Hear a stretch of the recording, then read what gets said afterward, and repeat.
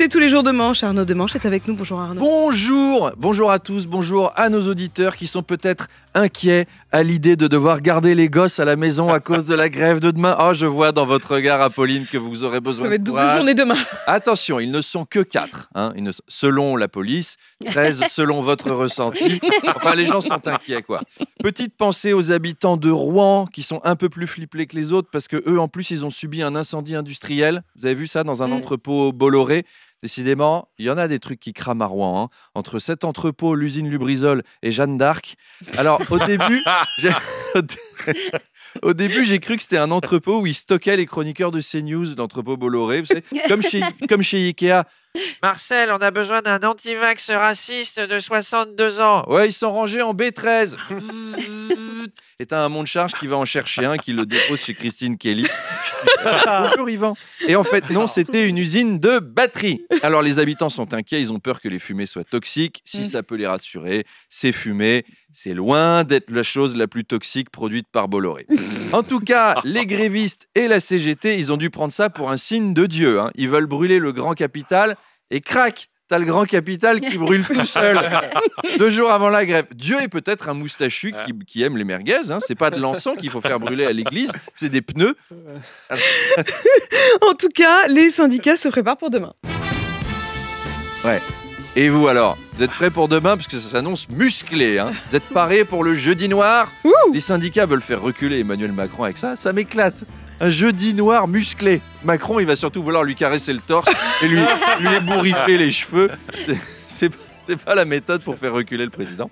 Une réforme très contestée, même au sein de la majorité. Heureusement, Emmanuel Macron peut compter sur Éric Ciotti, que vous avez reçu hier, qui a annoncé qu'il voterait la réforme. Oh bah quelle surprise! Un leader de droite qui vote une réforme de droite. On l'attendait pas celle-là. Enfin, il s'est un peu fait désirer, Éric Ciotti. Emmanuel, mon groupe parlementaire. Tu l'aimes, mon groupe parlementaire? Oh oui, Eric, je ferai tout pour lui plaire. Et mon vote? Tu l'aimes, mon vote? Oh oui, Eric. Et mes fesses? Tu les aimes, mes fesses? Oh, Eric, tu me gênes. Enfin, en plus, je vois bien que ça n'est pas ta fesse droite, ça. C'est ton crâne tout chaud. Arnaud, demain, les transports vont être très perturbés, notamment le métro. Oui, alors le service va être perturbé comme il ne l'a jamais été depuis au moins 3 semaines. Grève, plus gestion de Valérie Pécresse, plus Jean Castex, patron de la RATP. Attendez-vous à du spectacle. Il n'y a pas que des mauvaises nouvelles dans le métro. Je ne sais pas si vous avez vu passer ça, mais la ligne 6 va être modernisée. Mais alors attention, ce sera avec d'anciennes rames de la ligne 4. Jean Castex s'en est bien sûr expliqué. Bonjour RMC, bonjour Apolline de la station Malesherbes. Alors, où j'ai mis mes lunettes? Ah oui, je les ai modernisées en les remplaçant par des lorgnons. Oui, car on peut encore utiliser le mot lorgnon en 2023. Alors, effectivement, nous allons moderniser la ligne 6 en mettant dessus les vieilles rames de la ligne 4. Comme dit le chirurgien esthétique d'Ariel Dombal, c'est l'art de faire du neuf avec du vieux. La ligne... Laissez-moi finir. La ligne 4, elle, sera modernisée, elle aussi, avec des locomotives qui marcheront au charbon entre 14h et 22h et à la vapeur entre 8h et 11h. Sur la ligne 11, les métros seront modernisés en étant poussés sur les voies par des prisonniers et sur l'ensemble du réseau, nous remplacerons les accordéonistes vieillissants par des bouffons tout neufs que j'aurai personnellement formés.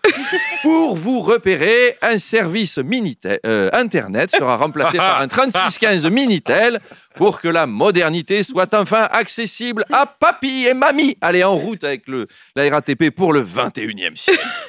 Alors, on parlait de la baisse de la natalité en France dans votre époustouflante chronique de 7h20. N'est-ce pas? Tout le monde devrait la réécouter d'ailleurs en podcast, bien sûr. Aussi. Au passage, fait étonnant, la population chinoise aussi a baissé pour la première fois en 60 ans. Oui, et alors évidemment, dans les cercles économiques, forcément, on s'inquiète. S'il y a de moins en moins d'enfants en Chine, qui va fabriquer les prochains iPhones? On risque une pénurie de PlayStation, d'ordinateurs, etc. Les autorités chinoises sont très inquiètes. Vous avez vu la lettre de l'ambassadeur de Chine? Non, elle est tombée là, juste l'AFP qui vient de la... Je l'ai. Super. Bonjour RMC. La Chine est confrontée à un gros problème de natalité. Aussi, auriez-vous la gentillesse de nous prêter pendant 1 an ou 2 votre charlemanien? Juste le temps qui redresse la barre. Le terme est bien choisi, je trouve. Alors, je ne suis pas pour, personnellement. Vous connaissez ma sensibilité écologique. Plus il y a de monde sur Terre, plus il y a de pollution. Charles en Chine, c'est une catastrophe environnementale.